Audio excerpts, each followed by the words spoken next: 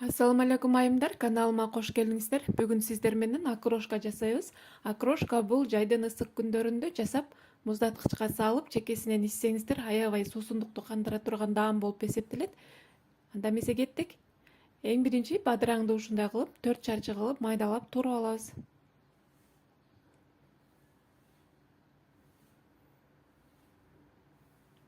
Андан кийин редисканы дагы дал бадыраңдай кылып туруп алыңыздар.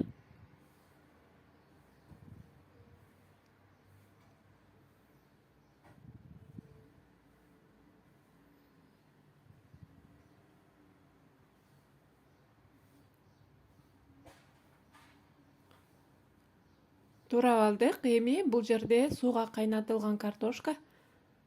Буну дагы дал ошондой кылып туруп аласыздар. Картошка окрошкага аябай сонун бир өзгөчө даам берип турат. Андан кийин бул жерде менде колбасанын ышталбаган түрү, халал түрүн алабыз сөзсүз түрдө. 4 чарчы кылып туруп аласыздар.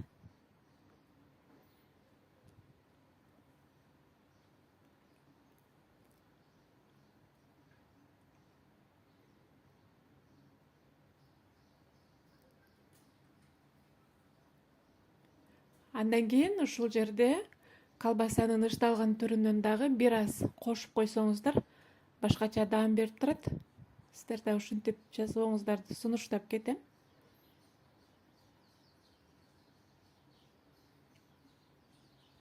Андан кийин көк чөптү өзүңүздүн табитиңизге жараша кошо бересиз.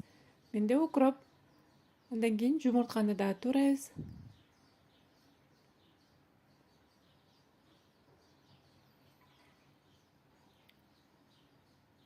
Баарын ушундай кылып туурап даярдап алабыз. Мынакей даяр. Эми окрошкабызды чогултуп жасап баштайбыз. Бадыраң, редиска, картошка, колбаса, жумуртка. Андан кийин көк чөбү салабыз. Көк пияз койсоңуздар да аябай сонун даам берип турат. Татымына жараша туз, карамуштан салып, жакшылап аралаштырабыз дагы.